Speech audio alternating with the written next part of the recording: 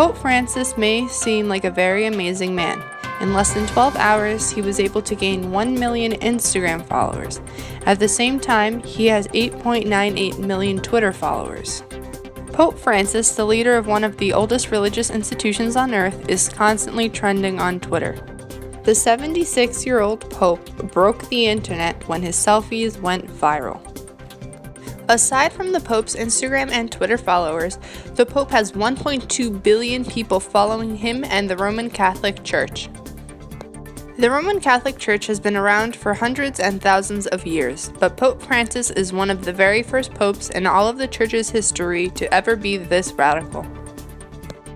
Pope Francis has come out and publicly spoken about things like the LGBTQ community as well as the topic of abortion. These topics are against the belief system of the Roman Catholic Church. Pope Francis's radicalism is very shocking, especially because these are topics that have never been touched upon by the Roman Catholic Church.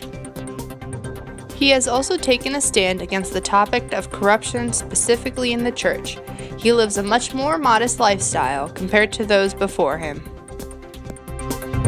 Pope Francis has also been addressing the accusations of sexual abuse within the church. In the end, Pope Francis may be a huge radical, but his radicalism is not helping bring more followers and believers to the Roman Catholic Church. The plan for Pope Francis becoming the Pope was to regain some of the old believers of the Roman Catholic faith, gain new believers, and to remove some of the quote-unquote stains that the Church has had through the Francis effect. There was a survey done called U.S. Catholics View Pope Francis as a Change for the Better.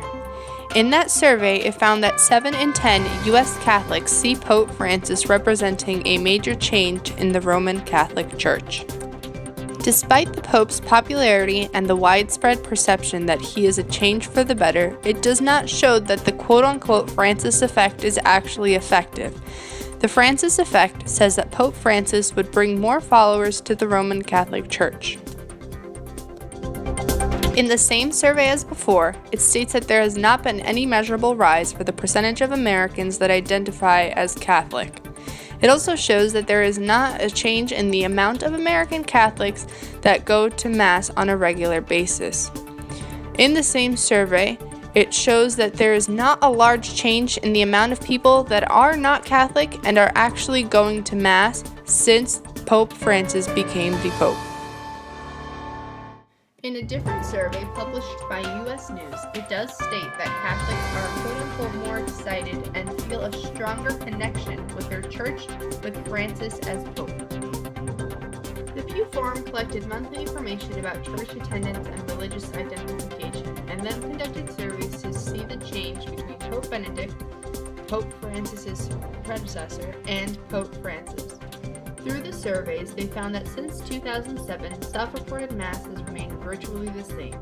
The percentage of Americans that go to Mass on a regular basis has remained around 40% in the U.S., and the number of Americans that identify as Catholic has remained the same as well.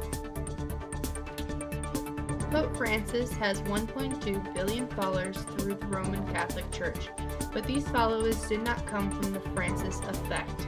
These followers have been around for hundreds and thousands of years since the beginning of the Church.